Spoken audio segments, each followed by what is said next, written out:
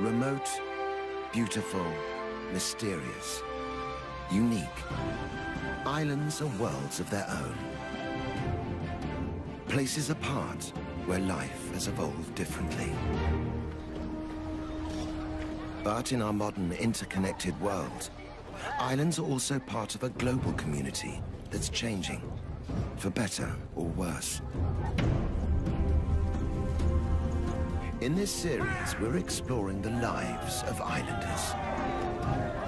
We're discovering that no matter how distant they are from the mainland, how distinctive their histories, or how proud they are of their independence, islands can't separate their futures from the fate of humanity as a whole. In so many ways, these shores are the front line of global change. What happens here matters to us all.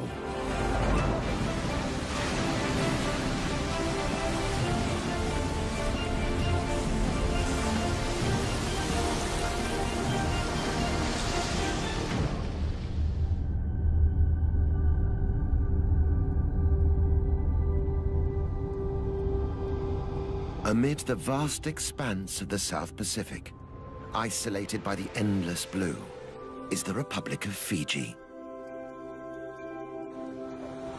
322 islands forged in the heat of volcanoes. Rugged mountains fringed by sandy shores.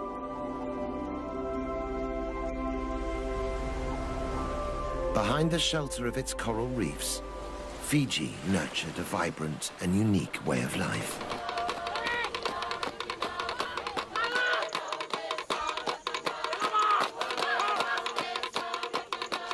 Over the centuries, it grew to be a powerful and proud culture. Notorious amongst early European explorers for its ferocious cannibals and mighty warriors.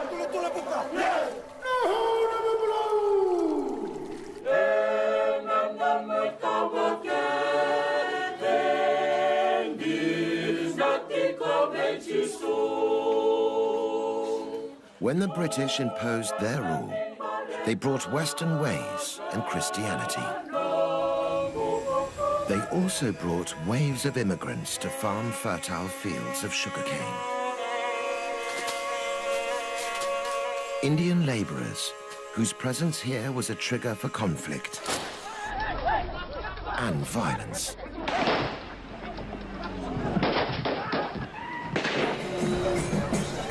Today, an uneasy peace reigns. The new and old ways sit side by side. And the latest arrivals are tourists, for whom Fiji's islands are a tropical paradise.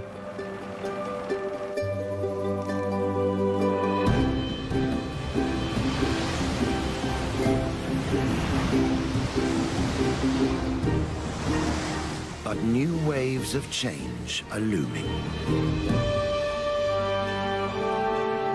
They're threatening to turn this idyll from playground to battleground.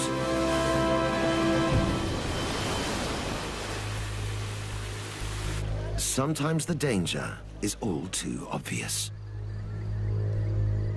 But for those who know where to look, the effects can also be seen in the depths of the forests and beneath Fiji's blue lagoons. Sea temperatures are rising, coral reefs are dying, and the natural breakwater that protects Fiji's shoreline is being washed away. It's islanders who are on the front line of the fight to restore the balance. Strong and resilient, they also know how to nurture and heal. Now they are drawing on both sides of their nature to face the tests the world is throwing at them. Will it be enough to keep this paradise sunny in the teeth of the gathering storm?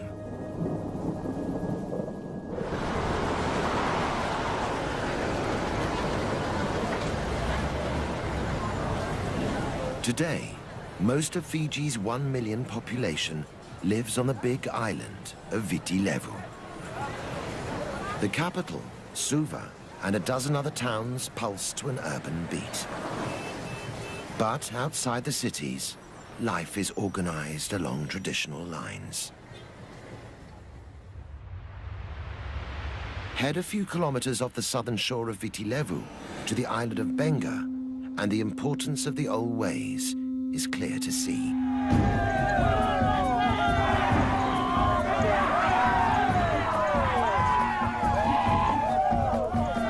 Here, ancient rituals evoke a pre-contact, pre-Christian world.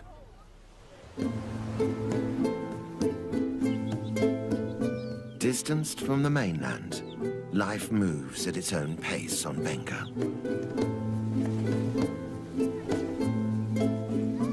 Underpinning this modern-looking village is a unique way of life, where ancient traditions still survive.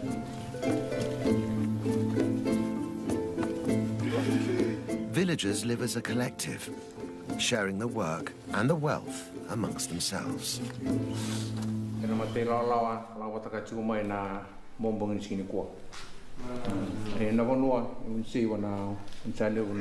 They are led by this man, Tuvalu.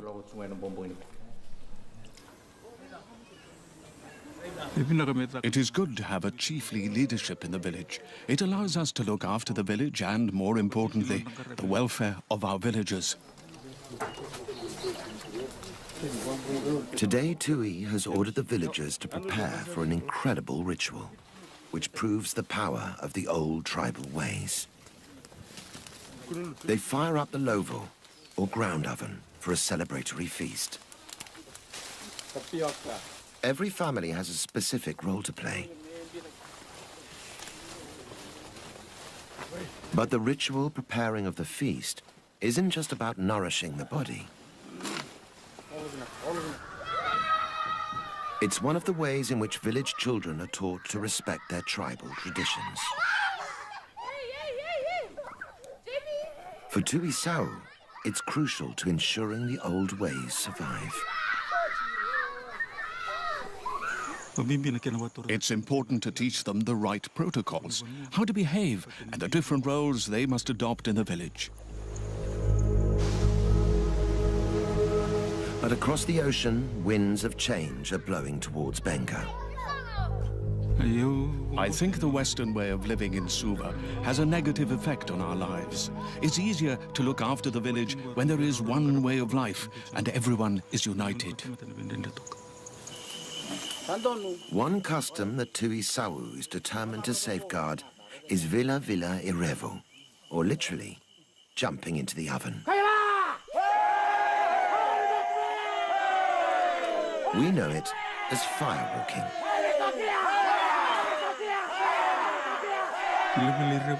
Firewalking has been around for as long as Benga itself. Our fathers and their forefathers have been firewalking all of their lives, and now we firewalk also.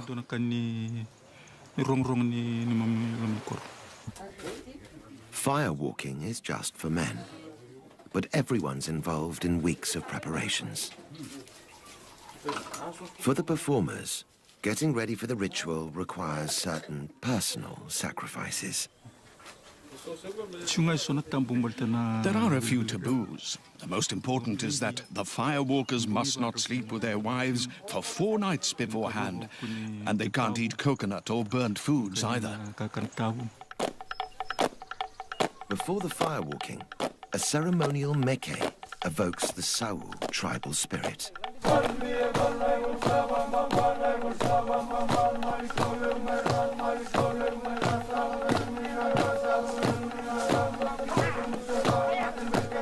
Warriors brandishing old war clubs reenact the battles of village ancestors.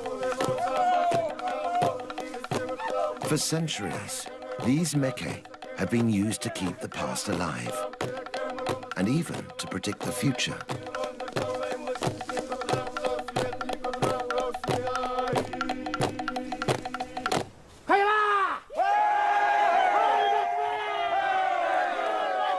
The priest starts the ritual, calling the firewalkers to prepare the flaming pit.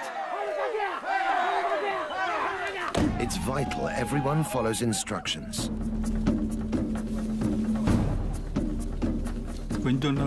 If someone breaks the rules or taboos, they will get burnt. They can be bedridden for 4 months and must be nursed at home until the burns heal. Finally, the pit is ready.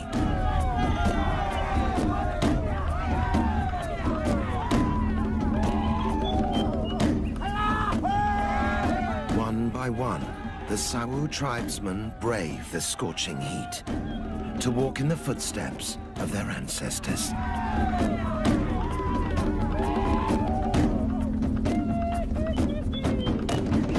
They finish unscathed, the honor of the tribe upheld.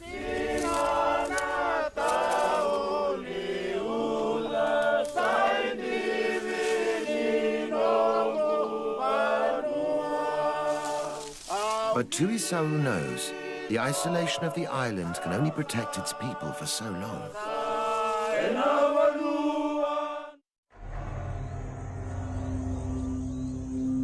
Dark clouds are gathering on Benga's horizon. Change is coming that even the firewalkers and their prophetic rituals cannot foresee.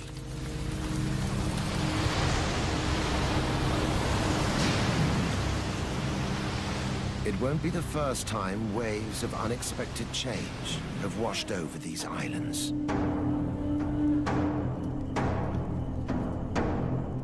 Less than 200 years ago, Fiji was a cannibal society. Tribal warfare was commonplace. Eating your enemy was the ultimate revenge.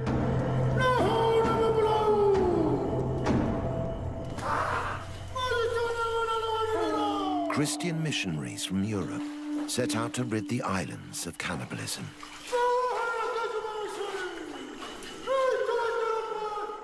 In 1867, Thomas Baker, an ambitious young minister, would pay the ultimate price. Declared an enemy, Baker was offered up as a sacrifice to the tribal war god. Then slaughtered, cooked, and eaten.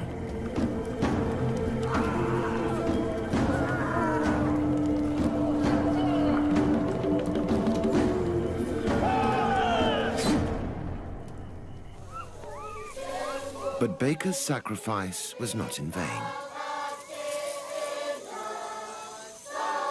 Violent Pacific traditions were tamed by Christianity. And today Fijian Christians regard the old days as Naguana ni Tevoro, the time of the devil. When Christianity came to Fiji, the missionaries were eaten. But people have seen the power of God and the gospel. It has taken away cannibalism and warfare. Asanatha Vikana is a Sunday school teacher in Nialwa village, in the north of Fiji's main island, Viti Levu. She's one of some 280,000 Methodists in Fiji. She's also the local chief's wife, and must integrate her faith with the indigenous customs that are still central to village life. Read your Bible, pray every day, and you grow. Christianity came to Fiji as a foreign religion and had to deal with the traditions and the people it found here. Read your Bible, pray every day. Images like this Black Christ are attempts to show that the Son of God came for people of all races. The missionaries reached out and succeeded in convincing Fijians. So much so that today Fiji is a sort of Pacific Islands Bible Belt.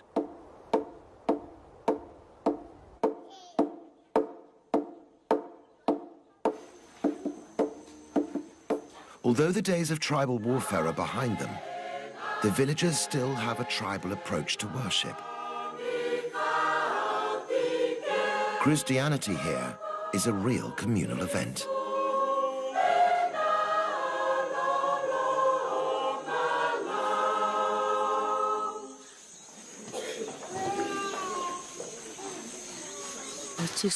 God has given us love for one another within our community. That's why our village is united. Also uniting the village is Asanatha herself. As the chief's wife, she shares his responsibility for the community's well-being. I am the mother of the village. If someone is hungry, it is my job to give them food. If someone comes crying, if there is a problem, it's my responsibility to provide them with what they need. In 2004, that responsibility inspired Asanatha to dream of big changes. Realizing Niawa's children had no access to nursery school, Asanatha started the region's very first kindergarten. It's important for the children to have an education. Education can bring about change in our village. Now, there's a network of kindergartens in the surrounding villages.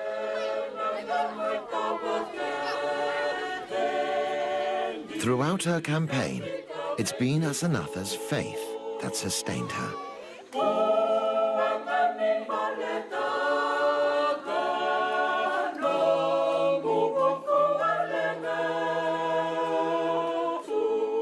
But the new faith and the old ways don't always go harmoniously together. Echoing around the national stadium is a voice from Fiji's ancestral past.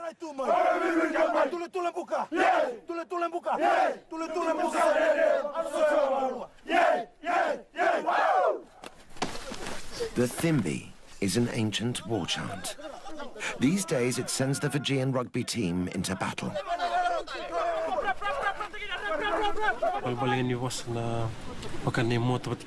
The words mean, we have our shields and our spears, and we're going into battle. We're telling our opponents, we'll take you down.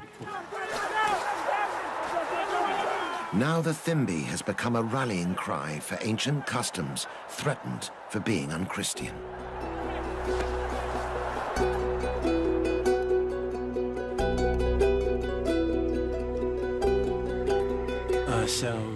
Our elders have been dancing the Thimbi since their time, and now we're doing it. It's been passed down to us.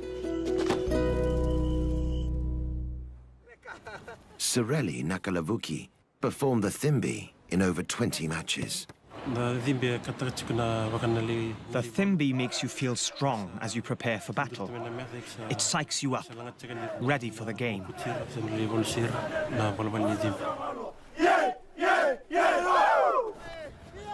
But some church authorities didn't see it that way. In 2009, they declared the old war chant ungodly. With the support of the team pastor, they demanded a ban. Under heavy pressure, the team broke a 70-year tradition. They dropped the Thimbi ahead of a big international game. Whether or not they angered their old gods, the team were badly defeated.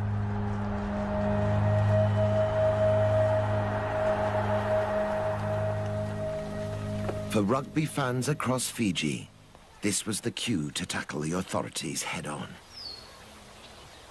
They stood up in support of the old ritual and its place in the much-loved national game.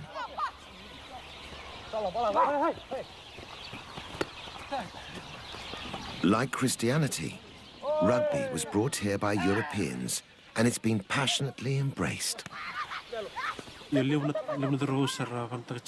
Rugby is slowly becoming a religion in Fiji.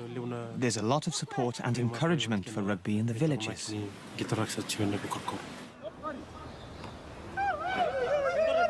It's one of Fiji's best-known exports, and a matter of great national pride. Before I play a match, my parents urge and encourage me. Go and show the world that you are a good rugby player and bring success to Fiji. Eventually, Those calling for the return of the Thimbi were heard. The rugby union stood up to the Christian objectors and reinstated the old war chant. Before each game, its battle cries echo once more, carrying Fiji's pride in its tribal past around the world.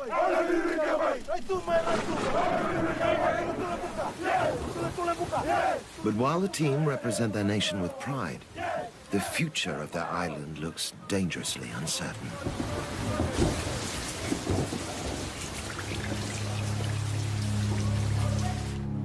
Tides of change are threatening to wash away the land which inspires such patriotism.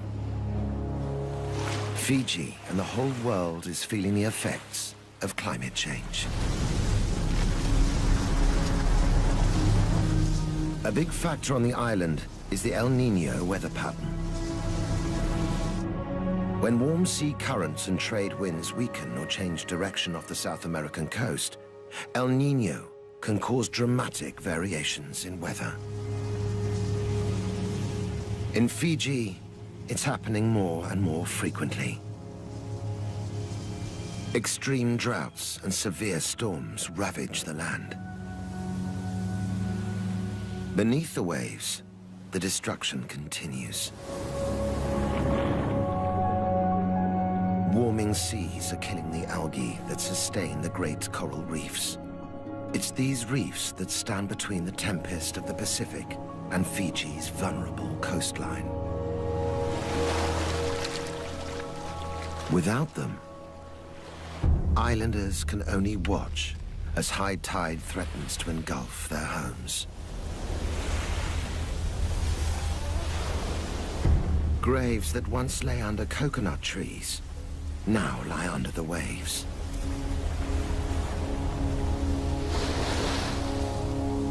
History is being washed away.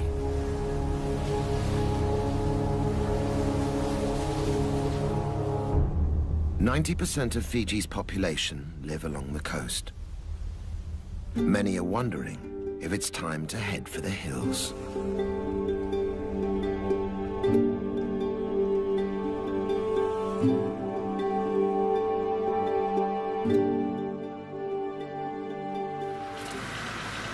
When Britain colonized Fiji in the late 19th century, reliable sunshine and predictable rains meant that they could farm sugarcane on a massive scale. Sugar became the cornerstone of Fiji's economy. A new Pacific industry was born. Now, 4 million tons of sugarcane are produced every year. But not everyone enjoyed the riches that sugarcane brought. To harvest their wealth, the British needed more hands. Over 60,000 Indians were shipped to Fiji as indentured laborers. We were brought here from India to work on farms, on sugar plantations. They brought us here in ships. Some died on the ship, and they were thrown into the water. With the sweat of Indian labor, the sugar industry flourished. By the time indentured labor was abolished in 1916, the immigrants had built homes, schools, and futures. Few could afford to return to India, even if they wanted to. Today, Indo-Fijians make up some 40% of the island's population. Lau Philip is one of them. Descended from the original Indian laborers, Lau now farms his own small plot of sugarcane. Although fifth-generation Indo-Fijians, the family still value their Indian heritage.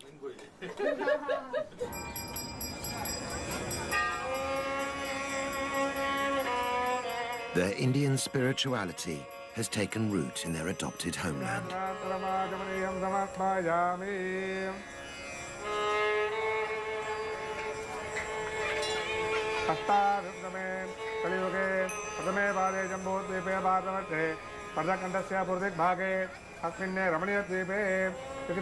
This Hindu temple, the largest in the southern hemisphere, attracts hundreds for daily worship. Its presence signifies the part Indo-Fijians now play in the life of the island.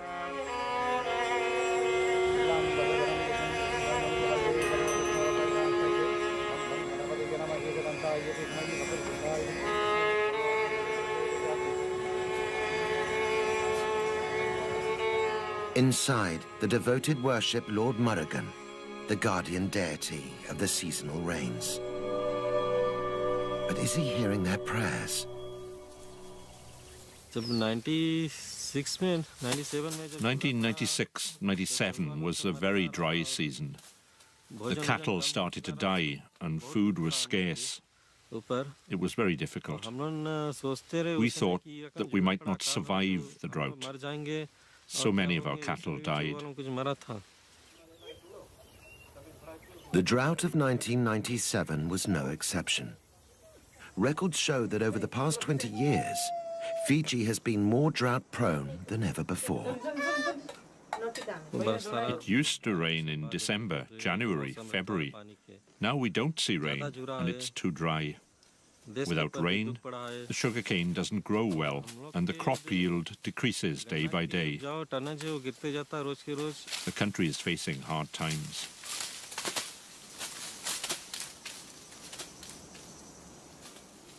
But for farmers like Lau, it's not just the weather that could ruin the harvest.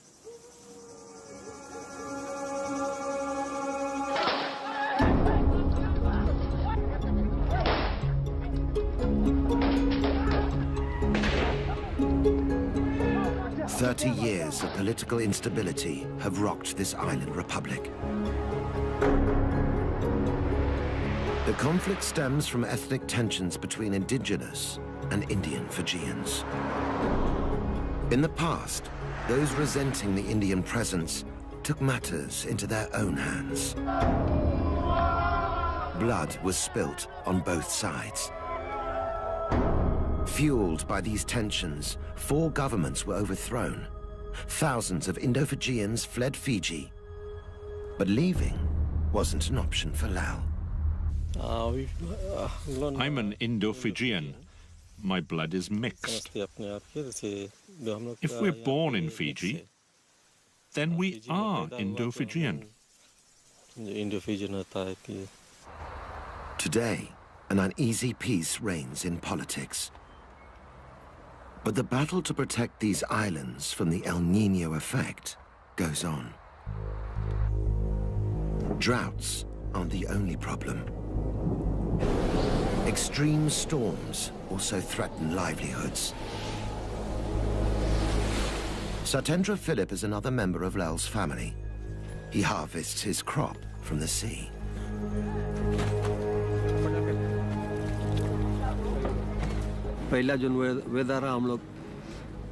We used to have good weather, but now it's very unpredictable.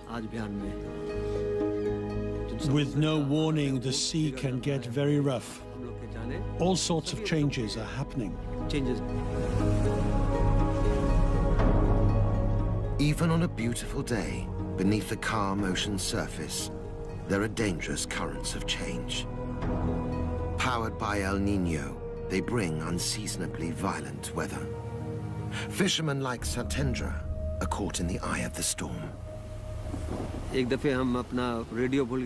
Once I forgot my radio at home. When I was out at sea, another boat warned that a hurricane was coming, so we took shelter on a nearby island. It was a very frightening experience, and we thought a lot about our families. My boat was damaged. It was one of the most difficult moments I've ever faced. Big storms are also bad news for fish stocks. Powerful waves can damage the coral reefs. Without these reefs for food and protection, fish are disappearing.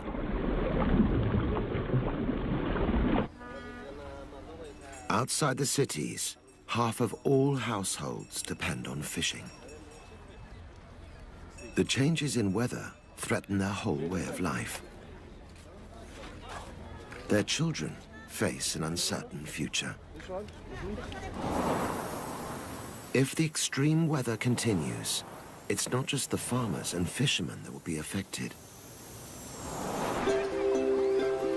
So too will Fiji's tourist industry. Each year, 500,000 visitors arrive looking for their own castaway paradise. Romance, adventure, culture. Fiji has it all.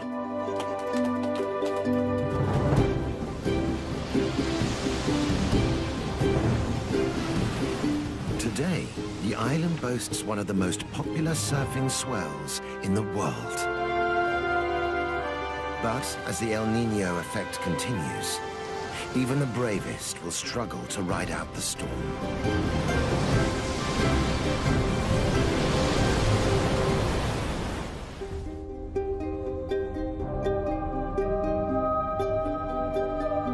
Inland, there's a different landscape at risk.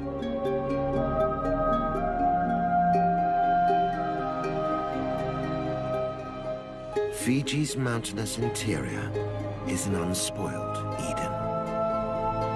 Imposing cliffs conceal rare orchids. Tropical rainforests hide a lush diversity of life.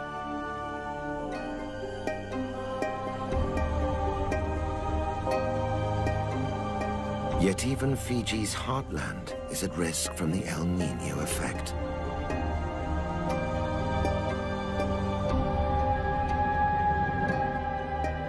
An increase in extreme weather is causing vast landslides and devastating floods.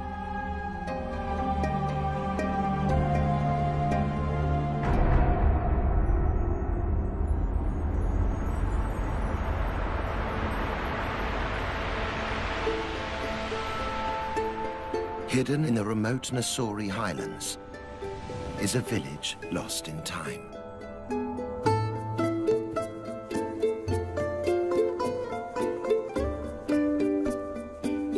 Navala is a Fijian village in the most traditional sense.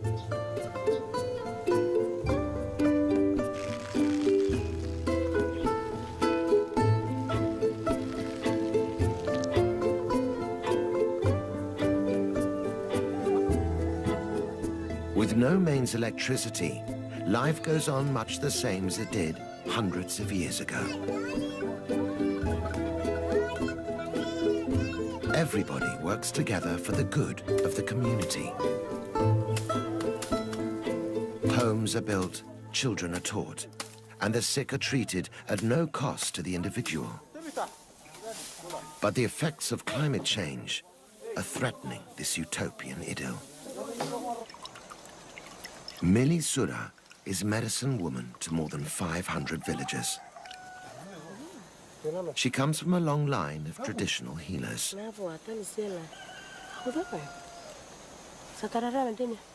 Mili believes healing is in her blood, and ancient laws govern its use.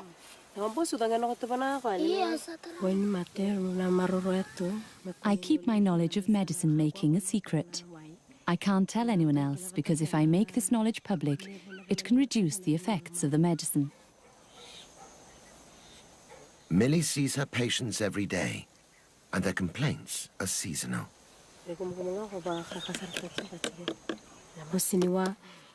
In this current weather, we mostly have cases of toothache and people suffering from colds or intestinal pain. This patient has an abscess. Using herbal remedies, Mili can offer pain relief and a natural antiseptic.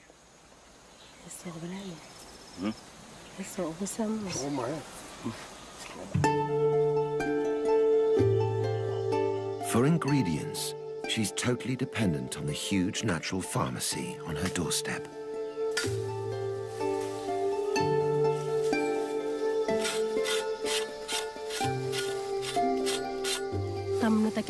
You have to walk far to reach some medicines, while others grow in hard-to-reach places like on cliffs or the top of a mountain. The harder it is to find, the better the healing power of the medicine.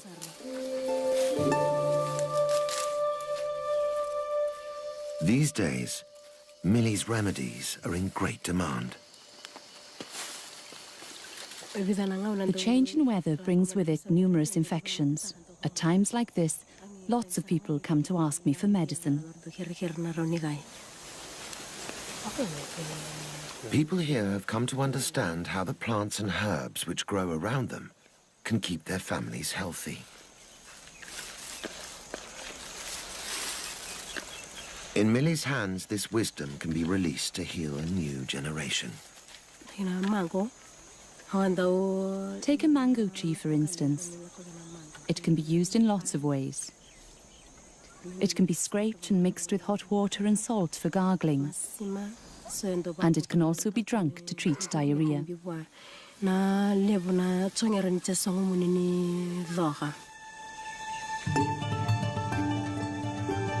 Diarrhea can be a killer in this village, particularly to the very young.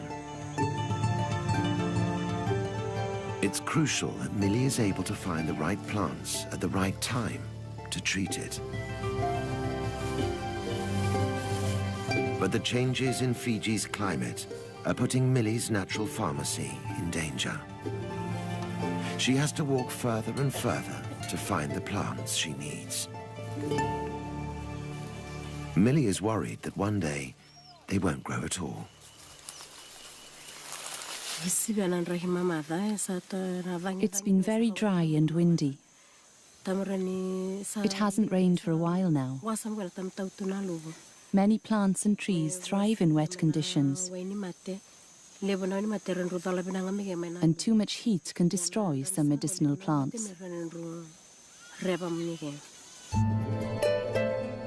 The whole island seems to be sending a message that the balance of life here is changing. Since the dawn of time, it's the sea that has kept the equilibrium. As powerful waves sculpted the landscape, life on Fiji evolved in sync with the swell. But the tide is turning. The sea surrounding the islands is warming, killing the fragile ecosystem beneath. It's a symptom of global warming that the islanders must address, or suffer the effects.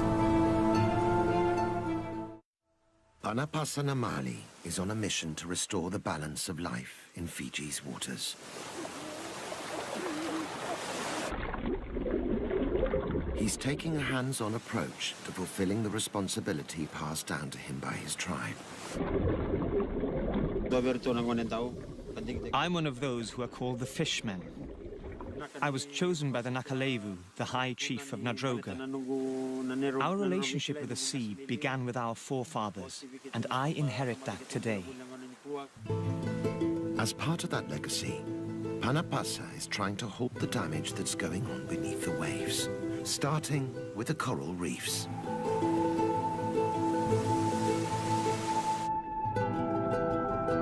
These reefs shield the island by absorbing the force of the powerful Pacific waves.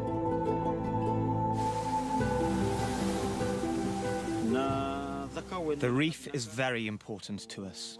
I'm witness to this.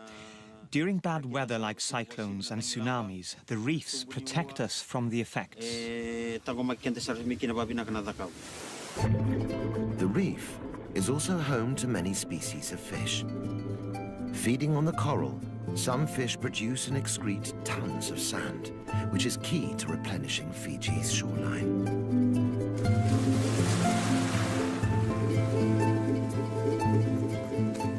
But this delicate ecosystem is being washed away. Under the heat stress of warming seas, Fiji's coral reefs are dying. In some parts of the Pacific, 80% of living reefs have been lost. Without coral to feed on, fish are disappearing. And without fish to replenish them, Fiji's beaches are washing away. For Panapasa, the solution is clear.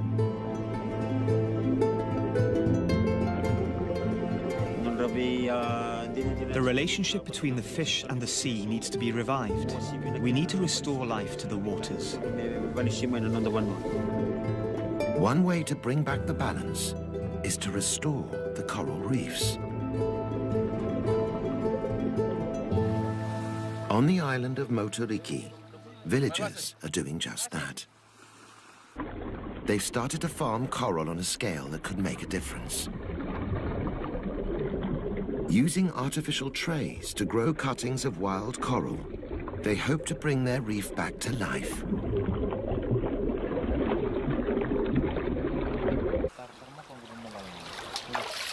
In just 12 months, these tiny cuttings will have doubled in size. The adult corals will then be replanted onto dying reefs, bringing them blossoming back to health.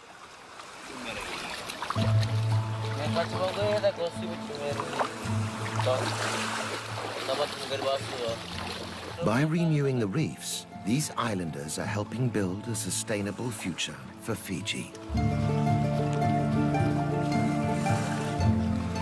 One that could make a global impact.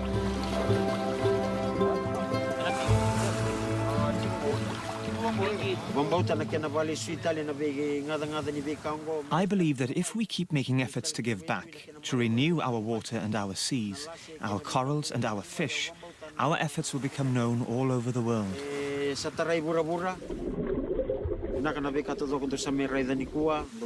Everything you see here, I have faith in and believe in.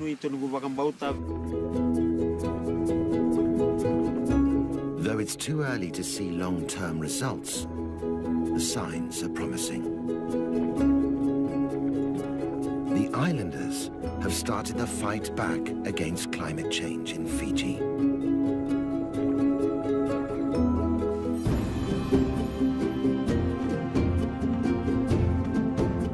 Islands are special places. Fiji's islands amongst the most distinctive of them all.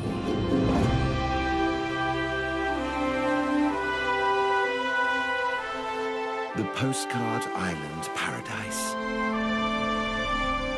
This is the beauty that has carried Fiji's name far and wide. But if this was once a place where time stood still, now the islands are in their 11th hour. The isolation that preserved their ancient rituals no longer provides sanctuary.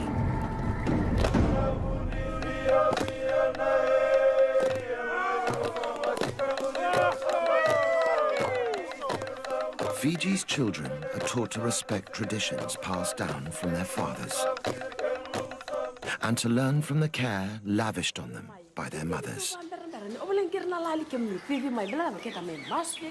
These are children who can still enjoy their season in the sun. But as they grow, they'll tackle challenges no other generation has had to face. Not only must they learn to live with their divided past, they must build their future in a changing world and protect their islands in all their fragile beauty.